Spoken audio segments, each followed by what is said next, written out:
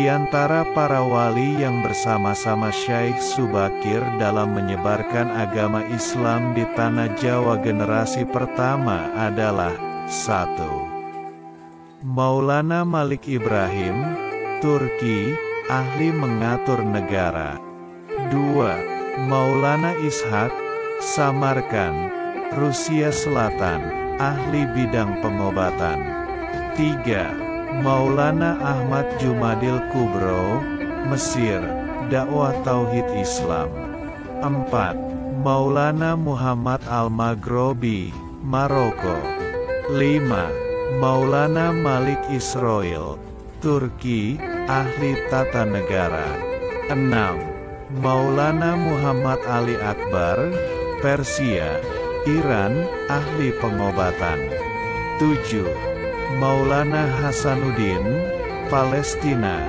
8. Maulana Aliuddin, Palestina. 9. Syekh Subakir, Iran, ahli menumbali daerah yang angker yang dihuni jin jahat. Kisah perjanjian antara Sabdo Palon dengan Syekh Subakir. Konon ada semacam perjanjian antara Sabdo Palon sebagai pamomong, Danyang Gaib, tanah Jawa dengan Syekh Subakir sebagai penyebar agama Islam generasi awal di tanah Jawa ini. Tersebutlah kisah perjanjian ini dalam tulisan Lontar Kuno. Lontar tersebut diperkirakan ditulis oleh Kanjeng Sunan Derajat atau setidak-tidaknya oleh murid atau pengikut beliau. Cerita tentang kisah ini pernah dipentaskan sebagai lakon wayang kulit bergenre wayang songsong, wayang kulit yang berisi cerita hikayat dan legenda Jawa, yang digelar di Desa Derajat, Paciran, Lamongan, sebuah desa tempat situs Sunan Derajat. Syekh Subakir berkata, "Kisanak, siapakah Kisanak ini? Tolong jelaskan." Sabdo Palon menjawab, "Aku ini Sabdo Palon, pamomong, penggembala tanah Jawa sejak zaman dahulu kala. Bahkan sejak zaman kadewataan, atau para dewa, akulah pamomong para kesatria leluhur. Dulu aku dikenali sebagai Sang Hyang Ismoyo Jati, lalu dikenal sebagai Ki Lurah Semar Bodronoyo, dan sekarang zaman Majapahit ini namaku dikenal sebagai Sabdo Palon." Oh, berarti Kisanak ini adalah Danyang, penguasa tanah Jawa ini. "Perkenalkan Kisanak, namaku adalah Syekh Subakir, berasal dari tanah Syam Persia," kata Syekh Subakir. Sabdo Palon berkata, "Ada hajat apa gerangan jengandiko, Anda, rawuh, datang di tanah Jawa ini?" "Saya diutus oleh Sultan Muhammad yang bertahta di negeri Istanbul untuk datang ke tanah Jawa ini." "Saya tidaklah datang sendiri, kami datang dengan beberapa kawan yang sama-sama diutus oleh Baginda Sultan," jawab Syekh Subakir.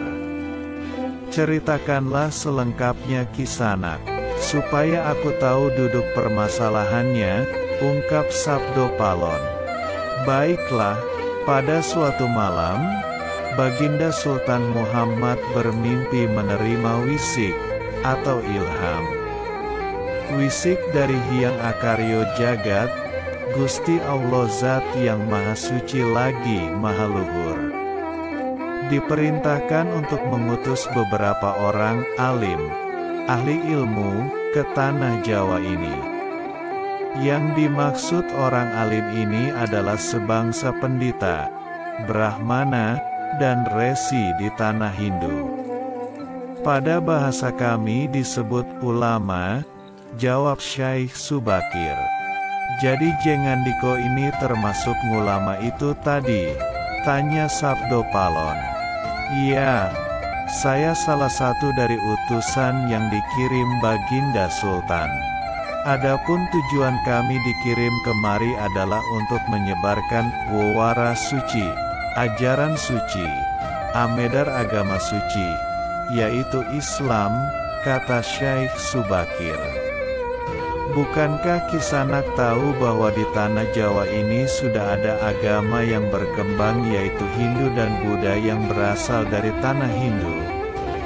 Lalu buat apa lagi Kisanak menambah dengan agama yang baru lagi? Kata Sabdo Palon. Syekh Subakir menjawab, biarkan kawulo dasih, atau rakyat, yang memilih keyakinannya sendiri.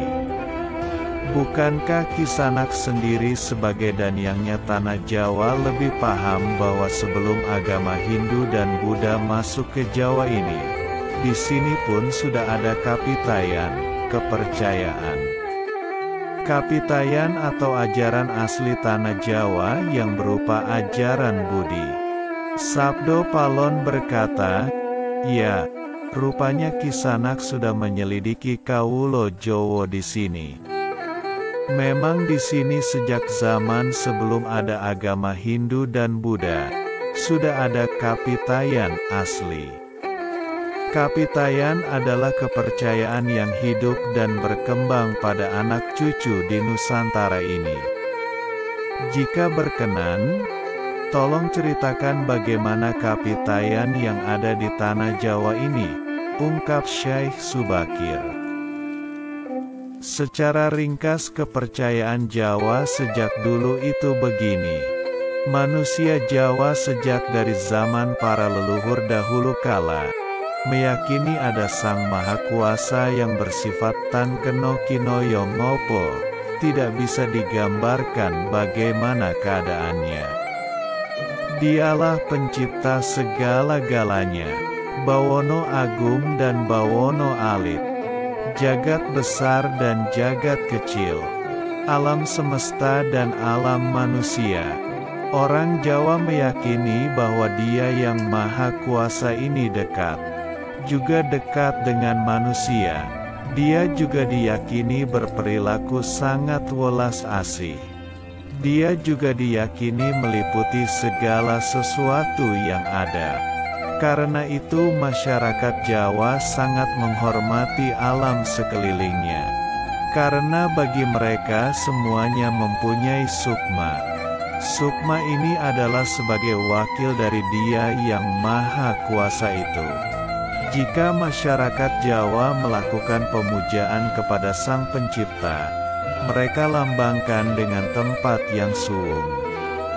Suwung itu kosong namun sejatinya bukan kosong, namun berisi Sang Maha Ada. Karena itu tempat pemujaan orang Jawa disebut Sanggar Pamujan. Di salah satu bagiannya dibuatlah sentong kosong, tempat atau kamar kosong, untuk arah pemujaan. Karena diyakini bahwa di mana ada tempat suwung di situ ada yang Maha Ada dan yang Maha Berkuasa. Jelas Sabdo Palon. Syekh Subakir berkata, nah itulah juga yang menjadi ajaran agama yang kami bawa. Untuk memberi ageman, pegangan atau pakaian, yang menegaskan itu semua. Bahwa sejatinya di balik semua yang maujud ini ada Sang Wujud Tunggal yang menjadi pencipta, pengatur dan pengayom alam semesta. Wujud Tunggal ini dalam bahasa Arab disebut Al-Ahad.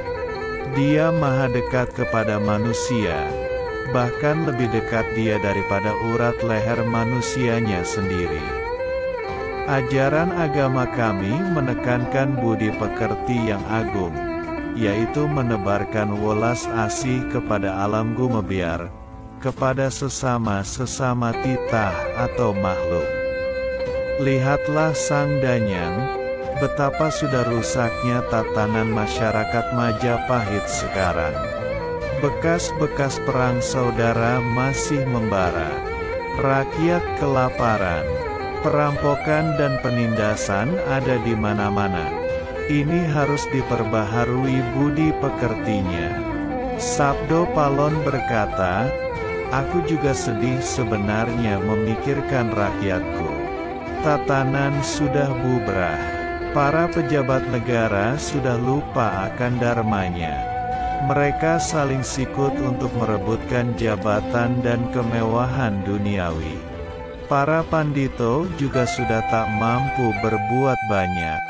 Orang kecil salang tunjang, bersusah payah, mencari pegangan.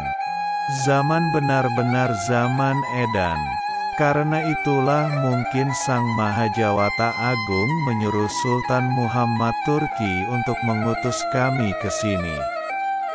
Jadi, wahai Sang Danyang Tanah Jawa, izinkanlah kami menebarkan wewara suci ini di wewengkon, wilayah kekuasaanmu ini, jawab Syaikh Subakir.